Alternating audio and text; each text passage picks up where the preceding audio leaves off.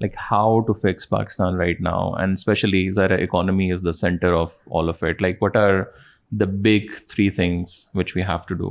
ہمارا اس وقت اگر آپ فیڈرل بجٹ دیکھیں تو وہ آج ڈے 1 پہ 7 ٹریلین روپے کے ڈیفیسٹ پہ کھڑا ہوا ہے. اس کی وجہ یہ ہے کہ Pakistan for decades and decades problem number 1 is that your revenues are far less than your expenses and you are filling this gap by an unproductive debt which is increasing every year because your revenues are not increasing and your expenses بڑھ رہے ہیں. ٹھیک ہے جی. اچھا, date کوئی بری چیز نہیں ہے. پاکستان کا آج بھی debt to G D P میرے خیال میں کوئی 78% کے قریب ہے.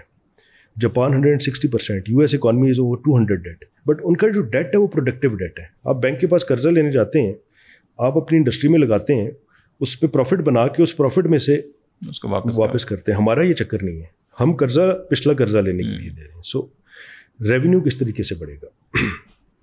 پاکستان کا جو tax to G D P ہے وہ 9% ہے. یہ جس دن تک 16% نہیں ہوگا یہ پرابلم رہے گا. تو ہم نے اپنا ریونیو بڑھانا ہے. ریونیو کس طرح بڑھانا ہے؟ یہ بات بالکل غلط ہے کہ پاکستانی ٹیکس نہیں دیتے. I don't agree with that. Every Pakistani gives tax. Other than year, tell me one thing جس پہ آپ ٹیکس نہیں دیتے. But that tax structure is redundant and it is I would say inequitable.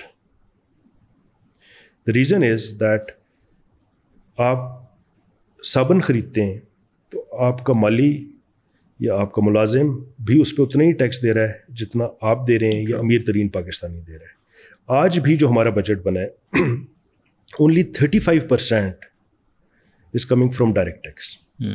Rest is all indirect tax. So 12 trillion کا ہمارا revenue کا target ہے جس میں سے صرف 35% انکم ٹیکس ہے.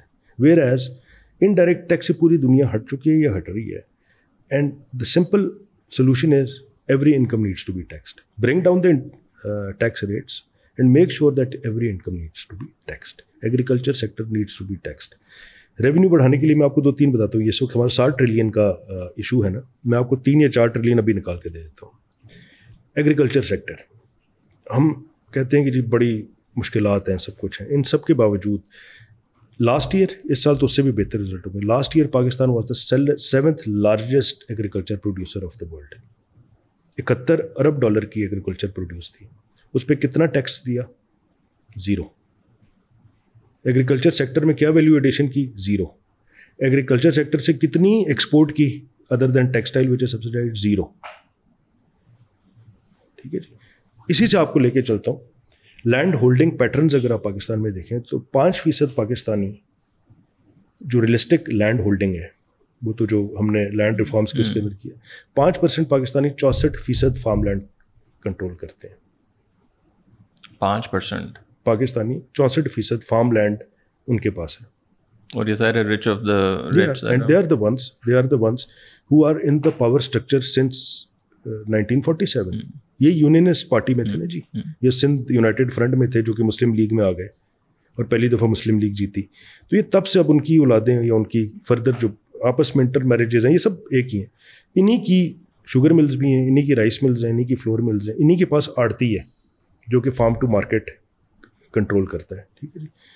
میں آپ کو سمپل ایک چیز بتاتا ہوں, اسی پرسنٹیج کو آپ کنزرویٹو سے کنزرویٹو لے جائیں روپی ٹرم میں, کہ ان 5% کا ڈیٹا بھی آپ کے پاس موجود ہے, اور جتنی ایگریکلچر پروڈیوس ہوتی ہے وہ ڈی سی آپ کو ایک دن میں بتا دے گا کہ جی یہاں سے کاٹن اتنی اٹھی, ادھر سے رائس اتنا.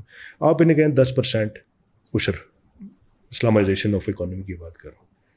آپ اس کو ورک بیک کریں, میں نے ساری ورکنگ کی ہوئی ہے. 1.2 to 1.3 ٹریلین روپیز ایک سال میں آپ کو آئے گا. We don't need to do anything else. We have the data. We just need the will to implement it.